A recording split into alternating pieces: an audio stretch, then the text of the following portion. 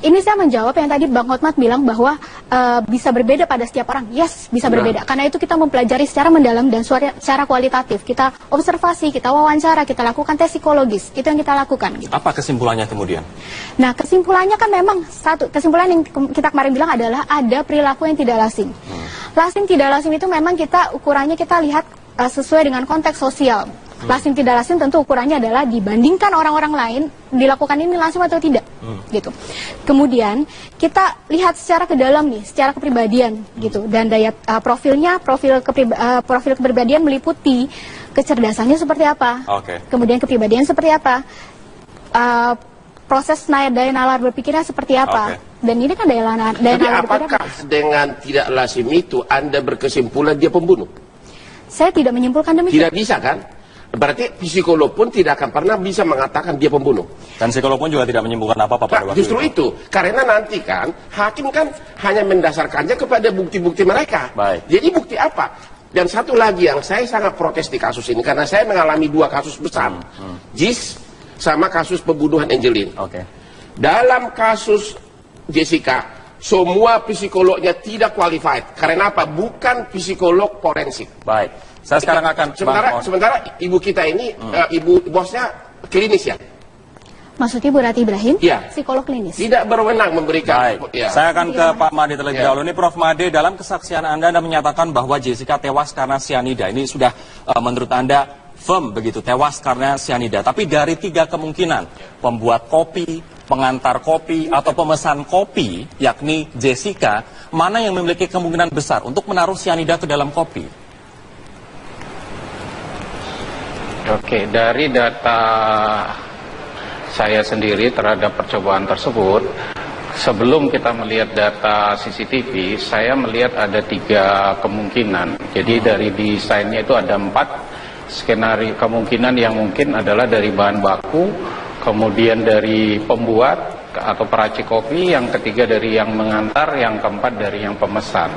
Ketika kita analisa dari bahan baku, ternyata ada 13 pesanan kopi pada hari yang sama, tapi hanya ada 1 kasus kematian.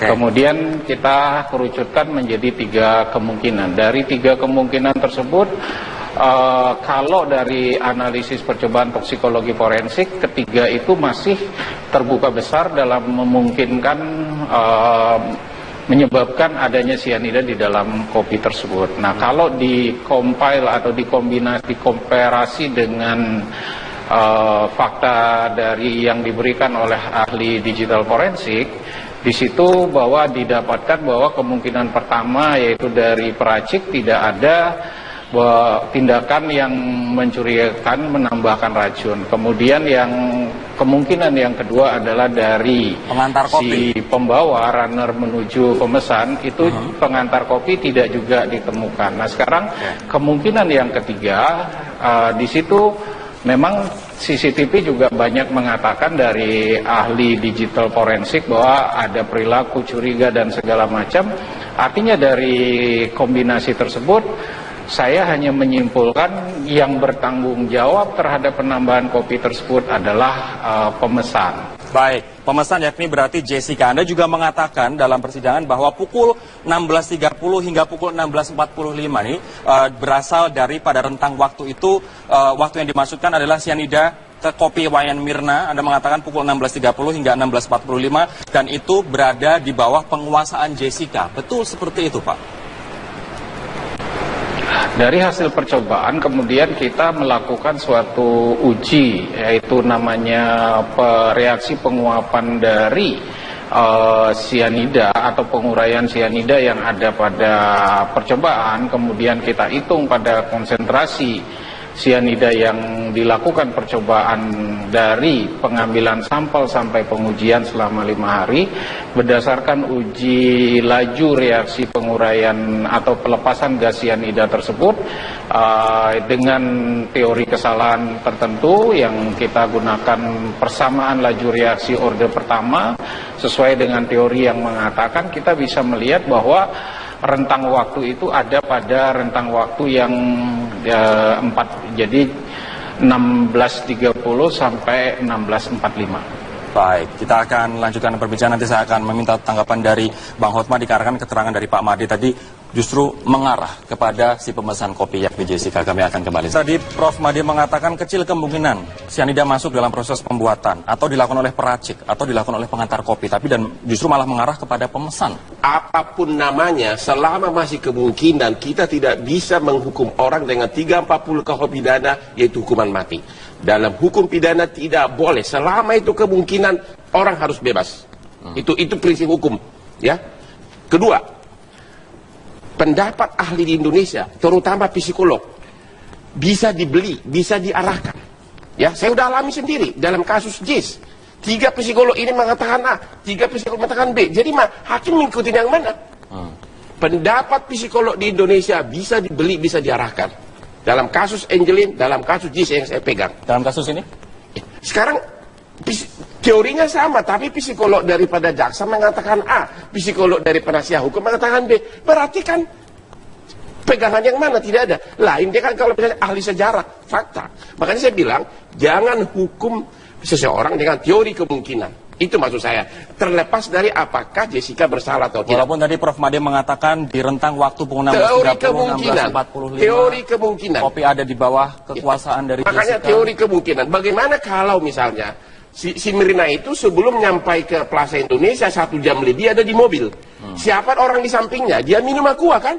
Pasti orang di mobil sering minum. Gimana kalau dia beracun itu dalam mobil? Teori kemungkinan. Kita konfirmasi, mungkin tidak misalnya Prof. Made, cyanida sudah ditaruh dalam minuman di saat Mirna dalam perjalanan ke Grand Indonesia. Reaksinya seberapa cepat?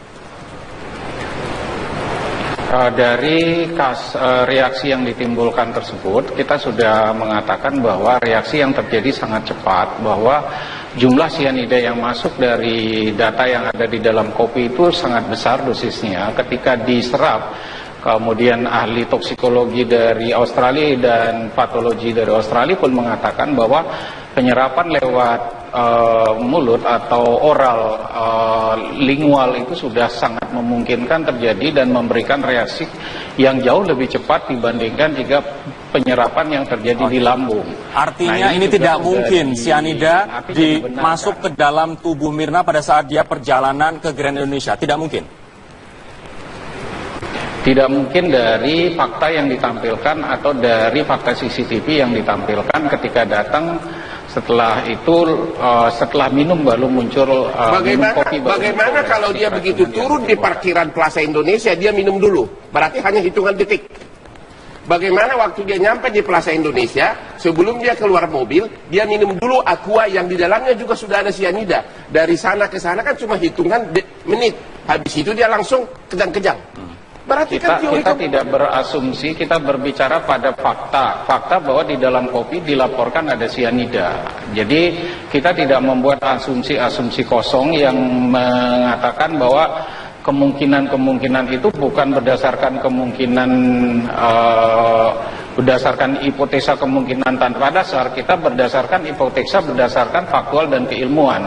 Oke, baik. Mohon ditahan lebih dulu di situ teman-teman. Saya akan ke Mbak Vero kembali. Ini ada pernyataan dari Mbak Rati juga, teman Anda, satu tim dalam tim psikolog begitu. Jessica terlalu tenang saat Mirna kejang-kejang.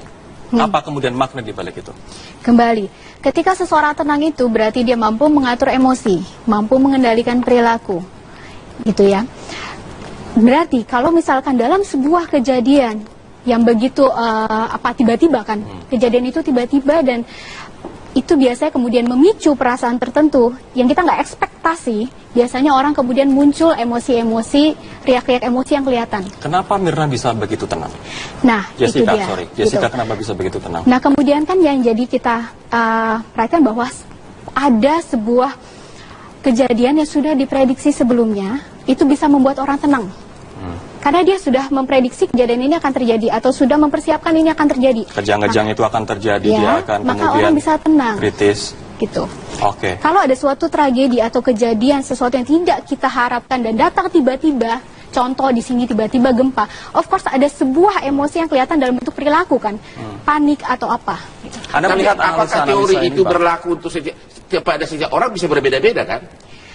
Teori itu tidak berlaku sama setiap orang kan berbeda-beda emosinya. perilaku dan kejiwaan kan bisa berbeda. Artinya teori psikolog itu tidak bisa diterapkan untuk semua orang. Teori, ya kalau namanya sebuah teori Pak, itu secara umum bisa diterapkan. Maka itu bedanya Tapi tidak mutlak bisa diterapkan bahwa pasti untuk si A begini, untuk si B begini. Bisa berbeda-beda. Kita ngomong secara umumnya itu berlaku. Pertanyaan saya, kalau 5 individual diselidiki, bisa nggak berbeda hasilnya?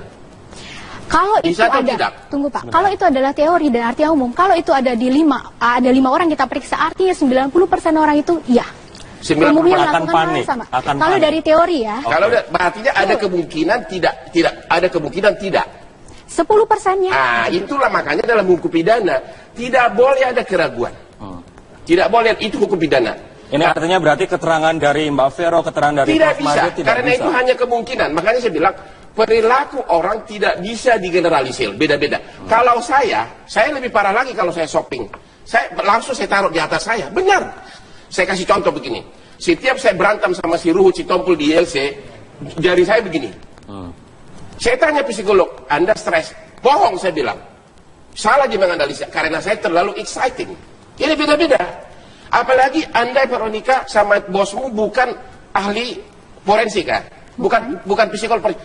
Berarti semua psikolog di kasus Jessica catat hukum tidak qualified sebagai saksi. Oke, Karena selain kasus harus psikolog forensik. Pak, bagaimana Anda melihat kemudian CCTV yang saat ini digunakan untuk dasar analisa, termasuk Sekarang, dari teman-teman psikolog? sudah ada putusan Mahkamah Konstitusi tanggal 7 September 2016. Di sini disebutkan CCTV, pokoknya semua rekaman yang bukan oleh penyidik tidak sah sebagai alat bukti. Artinya CCTV itu tidak bisa lagi sebagai alat bukti.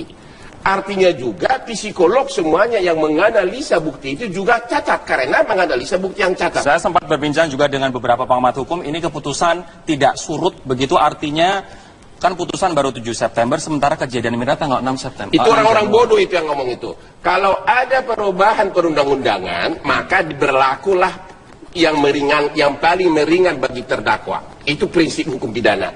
Dan ini keluar sebelum putusan oleh majelis hakim yang mungkin baru sebulan lagi. Ini kemungkinan putusan sebulan lagi karena masih harus pembelaan. Baik, oke. Nah, jadi ini dasarnya Undang-Undang Dasar 45. Baik, terakhir saya akan ke Prof. Made. Prof. Made, singkat saja apa yang kemudian menegaskan bahwa kemungkinan besar yang menaruh racun itu adalah si pemesan kopi, bukan yang lain. Singkat saja, Pak. Dari kombinasi komparasi terhadap hasil percobaan dan data CCTV, juga hasil analisa terhadap laju penguraian sianida, waktu itu semua mengarah pada pemesan. Baik, terakhir ke Mbak Vero. Mbak Vero, apa yang ingin Anda sampaikan terkait dengan sidang hari ini dan juga menyimpulkan perbincangan kita sore hari ini? Saya ingin mengatakan bahwa sebagai psikolog, boleh dipanggil atau tidak sebagai saksi ahli itu tentu ada ketentuan hukumnya. Saya tidak tahu, tapi sebagai psikolog klinis yang kami lakukan adalah mempelajari perilaku orang tersebut, kemudian melihat bagaimana kesehatan mentalnya orang yang bersangkutan. Itu yang kita lakukan. Gitu. Oke, Bang Utman, terakhir singkat saja, kenapa Jessica harus bebas? Karena menurut hukum positif kita tidak boleh hanya karena kemungkinan, harus kebenaran material. Psikolog sama ahli-ahli hanyalah peramal berpendidikan. Baik. Peramal berpendidikan. Oke, Karena tidak selalu benar. Terima kasih teman-teman atas waktunya malam hari ini. Kita tunggu saja kelanjutan dari sidang Jessica yang ke-26 malam hari ini. Dan demikianlah perbincangan kami di Primetime Newsroom.